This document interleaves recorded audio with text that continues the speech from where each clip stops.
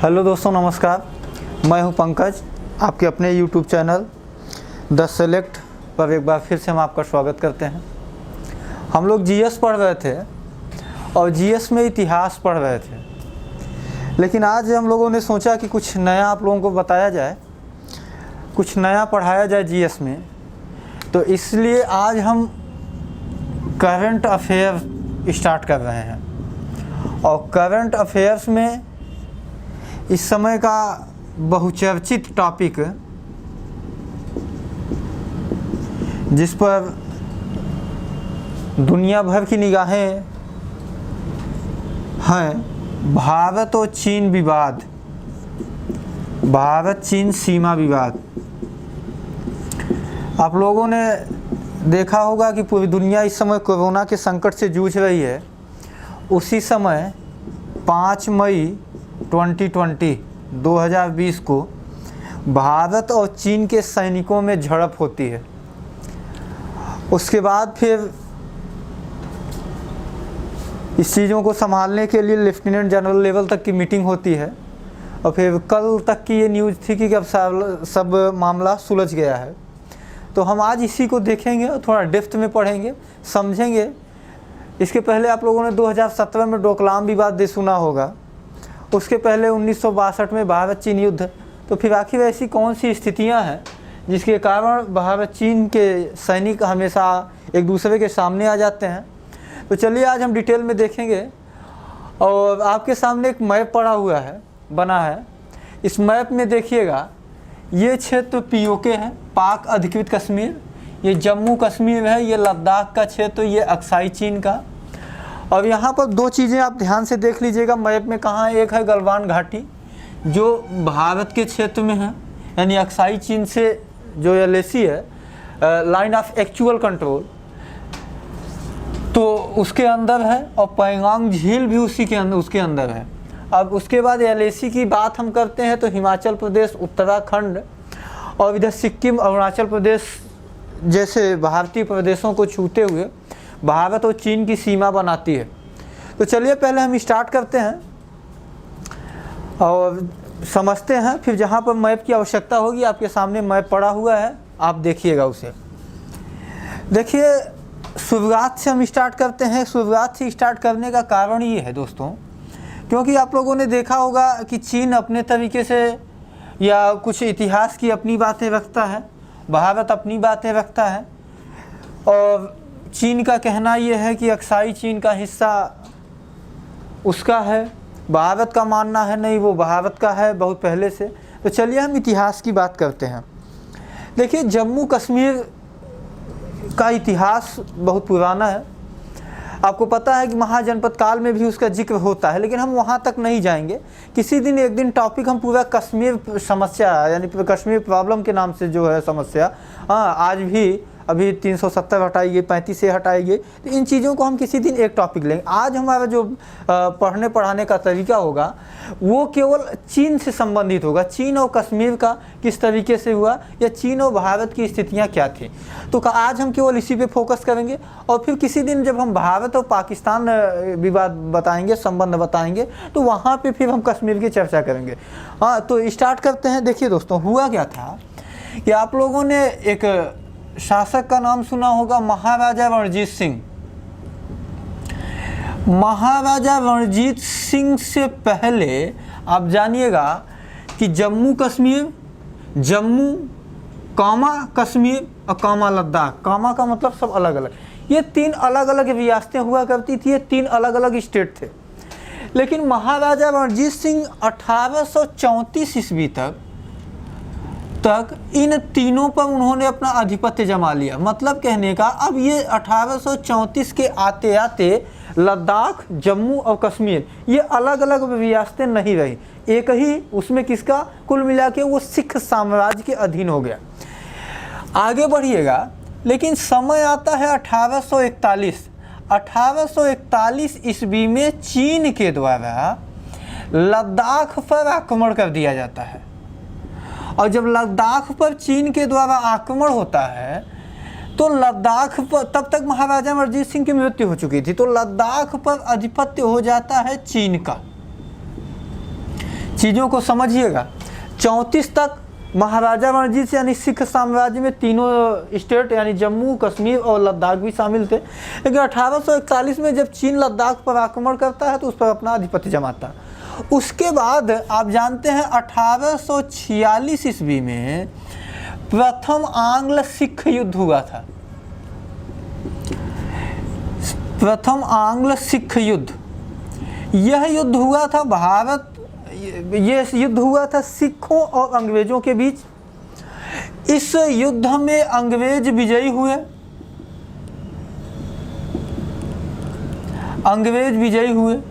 अंग्रेजों की विजय के पश्चात अंग्रेज जब विजयी हो जाते हैं तो अब देखिएगा जम्मू पर भी,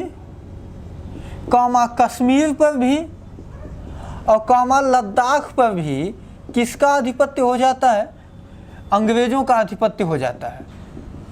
अब इसका मतलब ये था, लद्दाख पर आधिपत्य का मतलब ये जो क्षेत्र हम अक्साई चीन की बात कर रहे हैं, यह अक्साई चीन का भी क्षेत्र किस पर है? कहाँ है? भारत में है। अब आगे बढ़ते हैं। जब ये सारी चीज़ें हो जाती हैं तो देखिए जम्मू और कश्मीर के क्षेत्र की हम बात करते हैं, जम्मू कश्मीर स्टेट की बात करें तो अंग्रेज़ों का वहाँ पर बहुत इंटरेस्ट नहीं था, इसलिए उन्होंने एक वहाँ पे वंश था डोगरा वंश। तो डोगरा वंश जो उस समय युद्ध में बड़ी उनकी सहायता भी किया था। तो डोगरा वंश के एक शासक थे महाराजा गुलाब सिंह। तो अंग्रेज़ों ने किया क्या कि डोगरा वंश के महाराजा गुलाब सिंह के हाथों 75 लाख रुपए में संपूर्ण जम्मू कश्मीर, जिसमें लद्दाख भी शामिल था, वो बेच दिया। किसको? महाराजा गुलाब सिंह का। कहने का आशय ये हुआ कि अंग्रेज़ों के पास जम्मू कश्मीर आया, लद्दाख आया, अक्साई चीन का भी हिस्सा आया।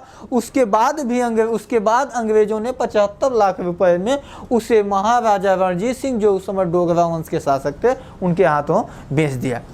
अब देखिए आगे बढ़िएगा। लेकिन इसी बीच इसका कुछ विरोध चीन ने किया। जब चीन ने इसका कुछ विरोध किया तो उस समय की जो अंग्रेजी सरकार थी, अंग्रेजी सरकार ने लद्दाख को लेकर भारत और चीन के बीच एक सीमा निर्धारण करने की बात रखी। किसके समक्ष रख रहे हैं? चीन। कौन? अंग्रेजी सरकार। तो उस समय एक ब्रिटिश अधिकारी थे जिनका नाम था W.H. जॉनसन। तो W.H. जॉनसन ने चीन के समक्ष लद्दाख, पूर्वी लद्दाख को लेकर कहाँ से कितना हिस्सा भारत का होगा और कितना हिस्सा चीन का होगा, यानी भारत और चीन के बीच सीमा कहाँ होगी, इसी को लेकर क्या बोलते हैं कि W.H. जॉनसन बात करने की कोशिश कर रहे थे। लेकिन फिर चीन ने इसमें कोई इंटरेस्ट नहीं दिखाया। उसको लगा होगा कुछ भी, उस समय उसकी कोई और समस्या रही होगी, कहीं और व्यस्त रहा होगा, तमाम चीज़ें हो सकती हैं। लेकिन फिर हुआ क्या, 1865 ईस्वी में W.H. जॉनसन ने इस क्षेत्र को क्या बोलते हैं, एक सीमा रेखा यानी एक लाइन का निर्धारण कर दिया, जिसको कहा जाता था जॉनसन लाइन। चूँकि इसे W.H. जॉनसन ने निर्धारित किया था, इसलिए इसका नाम ही पड़ गया जॉनसन लाइन।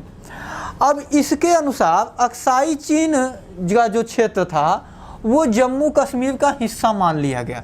मैं अपनी बात को फिर से रिपीट करूं तो 1865 ईस्वी में W.H. जॉनसन ने जिस सीमा का निर्धारण किया, जो सीमा रेखा बनाई, उस सीमा रेखा के तहत अक्साई चीन को जम्मू कश्मीर का हिस्सा माना गया। और यदि अक्साई चीन को जम्मू कश्मीर का हिस्सा 1865 में माना जा रहा है तो इसका मतलब ये हुआ कि लद्दाख ही नहीं बल्कि अक्साई चीन का हिस्सा भी वो किसका हिस्सा था? भारत का हिस्सा था। अब आगे चलते हैं। देखिए यहीं पे, अब मैप पे आइएगा। मैप में यहाँ ये अक्साई चीन के यहाँ बगल में ये वाला क्षेत्र जो हम बात कर रहे हैं, यहाँ पर चीन का एक प्रांत है, आज चीन में है लेकिन उस समय चीन में नहीं था, वो एक स्वतंत्र प्रांत था, शीजियांग प्रांत। शीजियांग प्रांत उन दिनों तक स्वतंत्र था। दिनों तक स्वतंत्र था। लेकिन 1871 ईस्वी में चीन ने उस पर अपना आधिपत्य जमा लिया, आक्रमण कर उस पर अपना आधिपत्य जमा लिया। जब शीजियांग प्रांत पर चीन ने अपना आधिपत्य जमाया तो कहने का आशय ये हुआ कि अब चीन और अक्साई चीन की सीमा रेखा या भौगोलिक स्थिति एक दूसरे से मिलने लगी।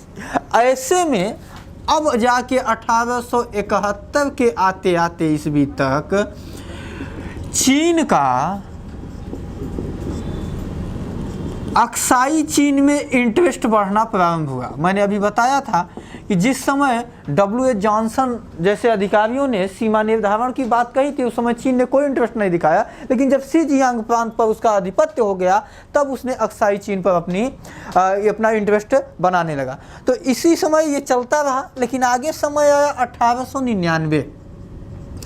1899 में हुआ, एक अंग्रेज अधिकारी थे जिनका नाम था मैकर्टनी मैकडोनाल्ड, जिनका नाम था मैकर्टनी मैकडोनाल्ड।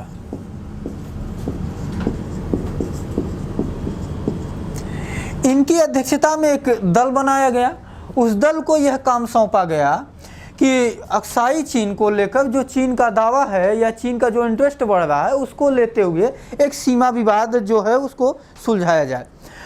तो फिर 1899 में मैकर्टनी मैकडोनाल्ड साहब ने क्या किया कि उन्होंने एक नई सीमा रेखा बनाई, और चूंकि इनका नाम था मैकर्टनी मैकडोनाल्ड इसीलिए इसका नाम ही पड़ गया मैकडोनाल्ड लाइन या मैकडोनाल्ड रेखा।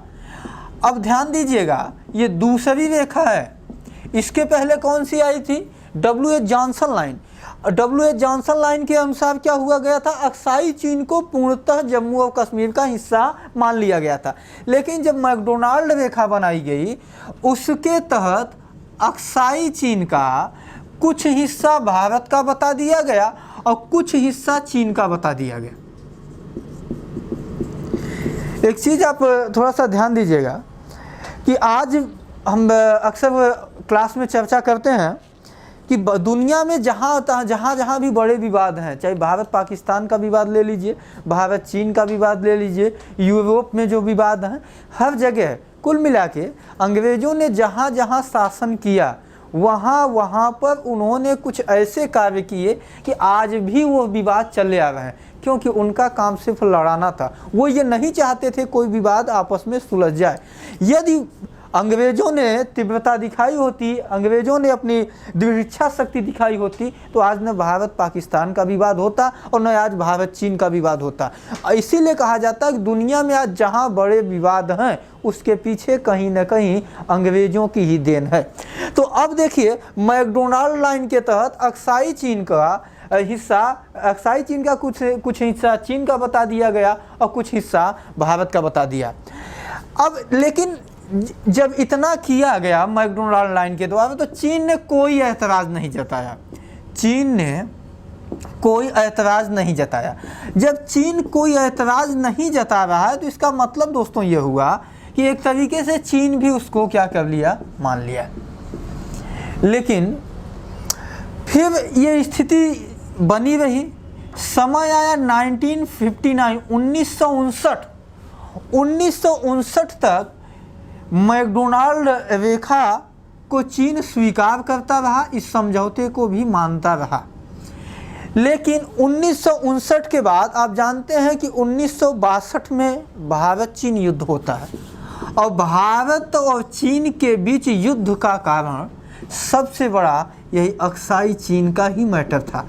इसका मतलब ये हुआ कि यदि 1959 तक चीन उस समझौते को या उस मैकडोनाल्ड लाइन को मान रहा था, फिर आखिर 1962 में ऐसा क्या हुआ कि अचानक उसने भारत पर अटैक किया, और भारत की सेना भी उस समय उसकी सेना के मुकाबले उतनी मजबूत नहीं थी, और इसके साथ साथ अचानक अटैक हुआ जिससे भारतीय सेना को हार का सामना करना पड़ा।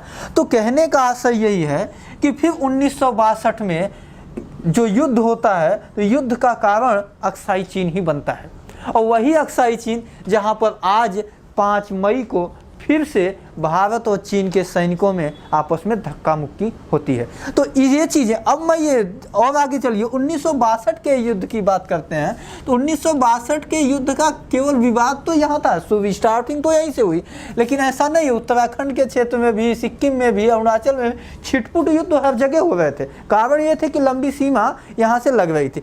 लेकिन 1962 में जब युद्ध समाप्त होता है तो जहाँ पर दोनों देशों के सैनिक थे, स्थित थे, यहाँ जहाँ पर टिके हुए थे, उसी को मान लिया गया LAC। कहने का आशय ये हुआ कि जब कुछ हमारी सेना उसकी तरफ और उसकी कुछ सेना हमारी तरफ, ज़्यादातर मैंने कहा कि युद्ध में हम पराजित हुए थे, तो कहीं ना कहीं चीन की सेना भारतीय साम्राज्य के अंदर थी, भारतीय भूमि में थी।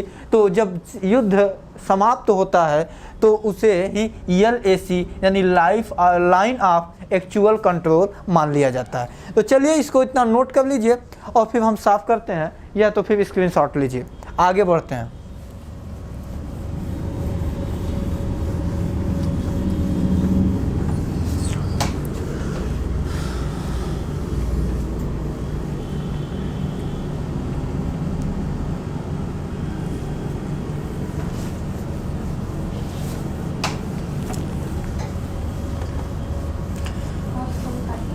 देखिए हम जो बहुचर्चित टॉपिक हैं राष्ट्रीय अंतर्राष्ट्रीय मंच पर, एक एक करके अब टॉपिक इसी तरीके से पढ़ाते चलेंगे डिटेल में।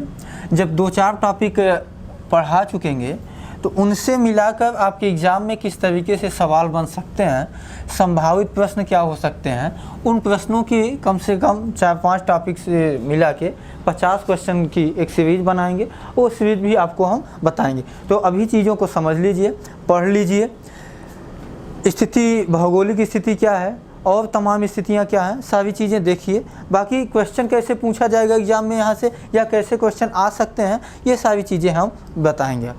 अब फिर मैंने ये कहा कि इसी को लेकर जो गलवान घाटी है, इसी को लेकर 5 मई 2020 को एक बार फिर से जो सैनिकों के बीच झड़प होती है, तो यह नया विवाद स्टार्ट होता है।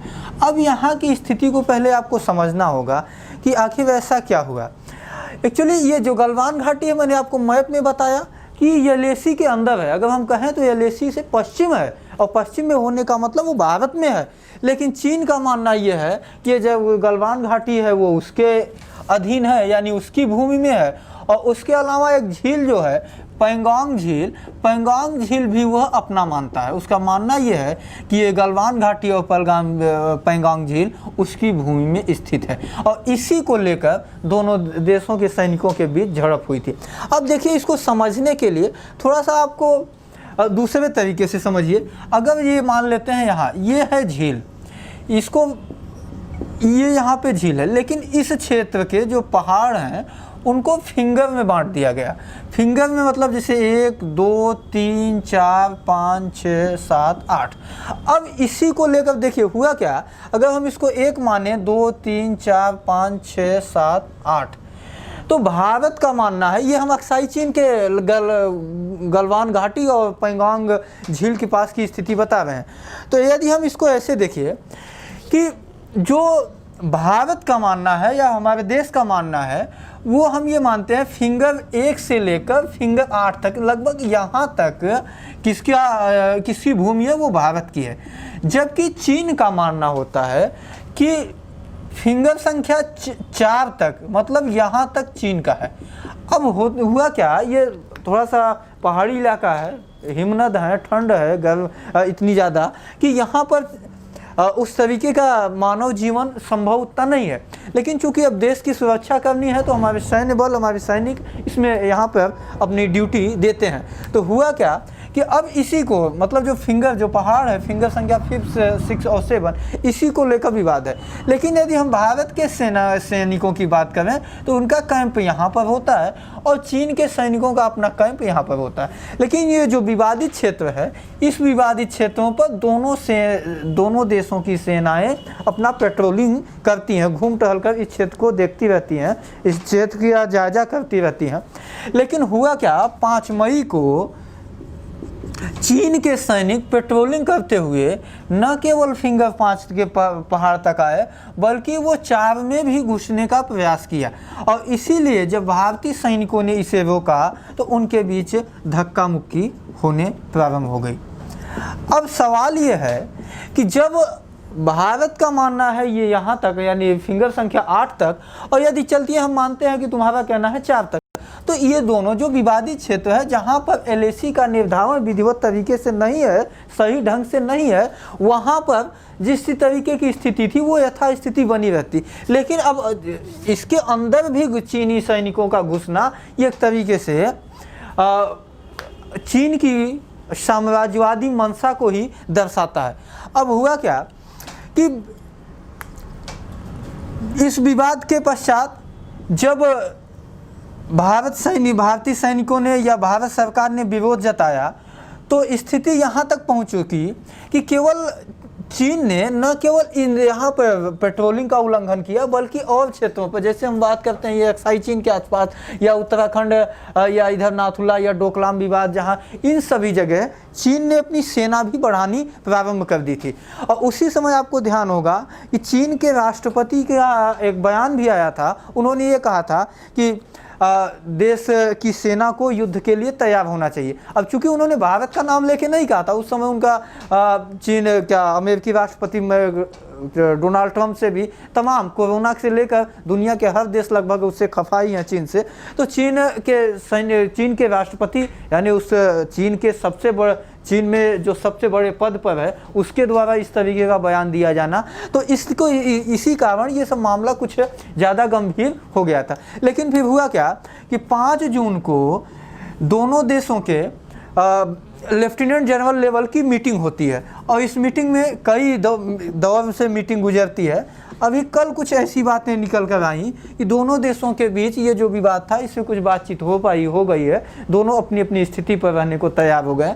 लेकिन सवाल ये है कि आखिर ऐसा चीन करता क्यों है, चीन का ऐसा करने का कारण क्या है, क्यों जब जो चीज़ें पहले से निश्चित हैं, डिसाइड हैं, और मैकडोनाल्ड लाइन में या उसके पहले भी जो है उसमें अक्साई चीन को जब भारत का हिस्सा बताया गया है, उसके बावजूद 1962 के युद्ध में पूरा का पूरा अक्साई चीन ने आधिपत्य लिया, चीन के आधिपत्य में है। उसके बावजूद जब LAC निर्धारित हुई तो LAC के अंदर आने की उसकी ज़रूरत कैसे होती है, आखिर यह ऐसा चीन करता क्यों है। देखिए इसके पीछे 2-3 कारण हम बताते हैं। देखिए एक कारण ये है कि भारत LAC के पास, ये थोड़ा सा हम साफ करके तब बताते हैं, LAC के पास ही एक हवाई पट्टी है जिसको कहते हैं दौलत बेग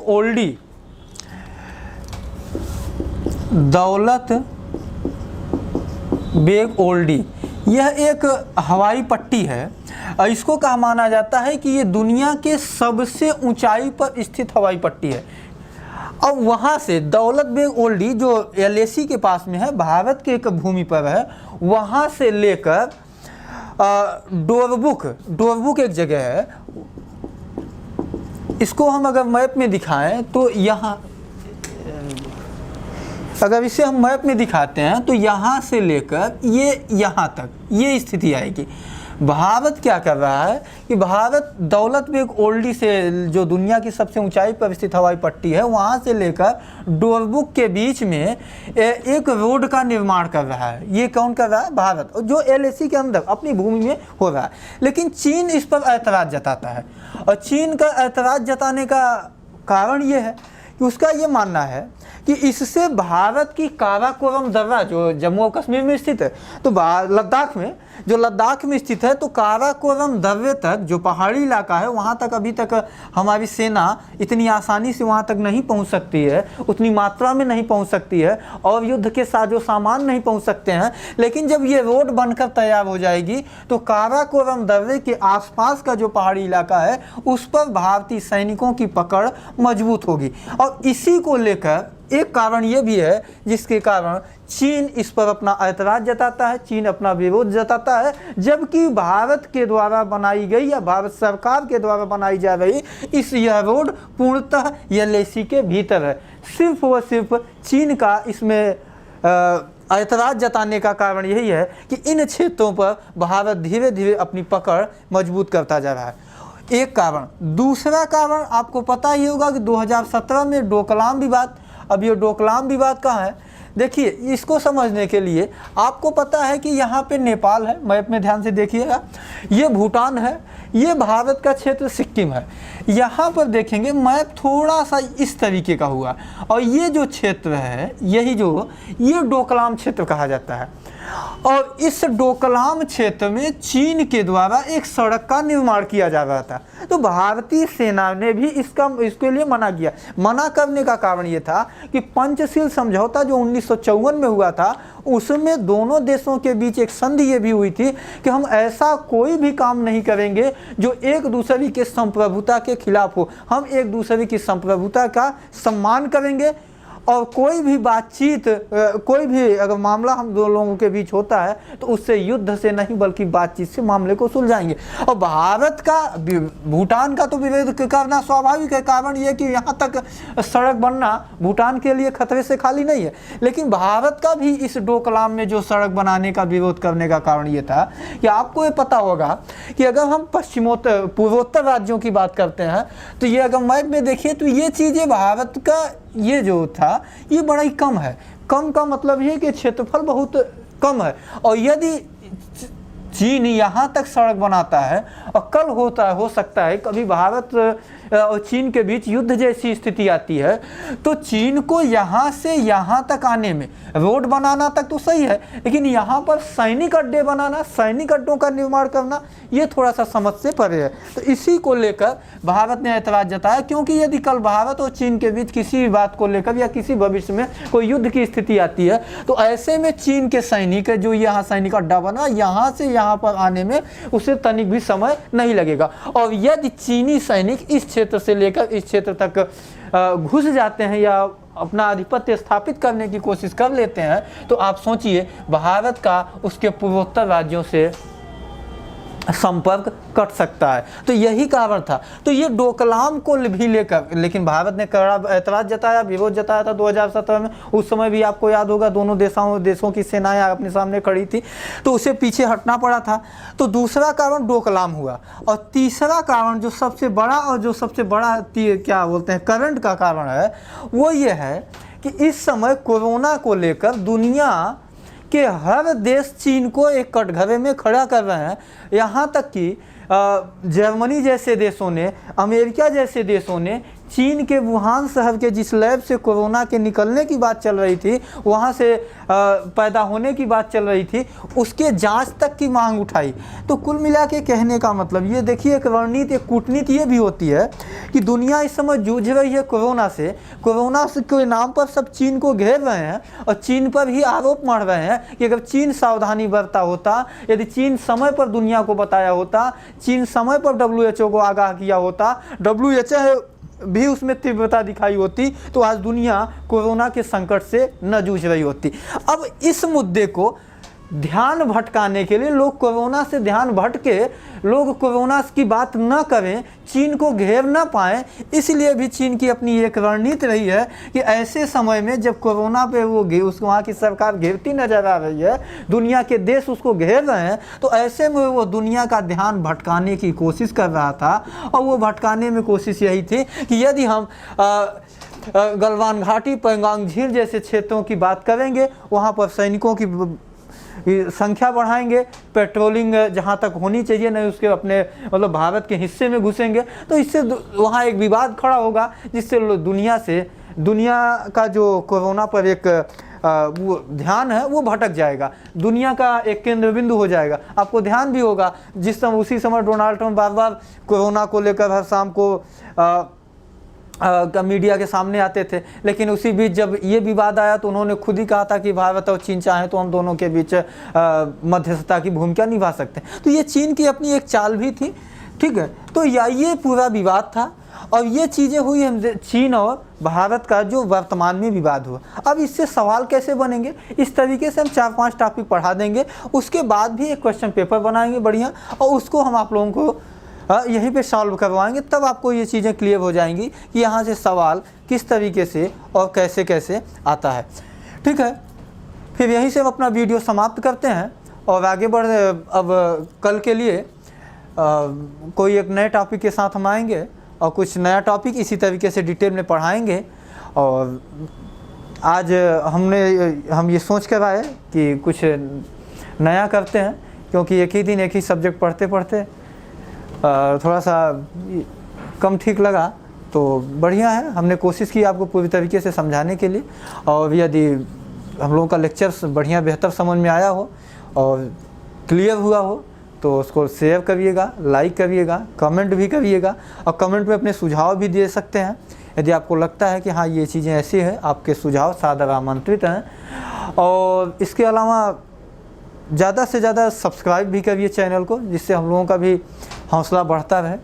और बाकी इंग्लिश, मैथ और हिंदी की वीडियो जा ही रही है, और NK sir, Rajesh sir, doctor Manoj Chaurasia sir खूब मेहनत कर रहे हैं, बेहतर से बेहतर आप लोगों को मैटर देने की कोशिश कर रहे हैं। तो आप लोग भी इतना सहयोग करें। ठीक है, धन्यवाद।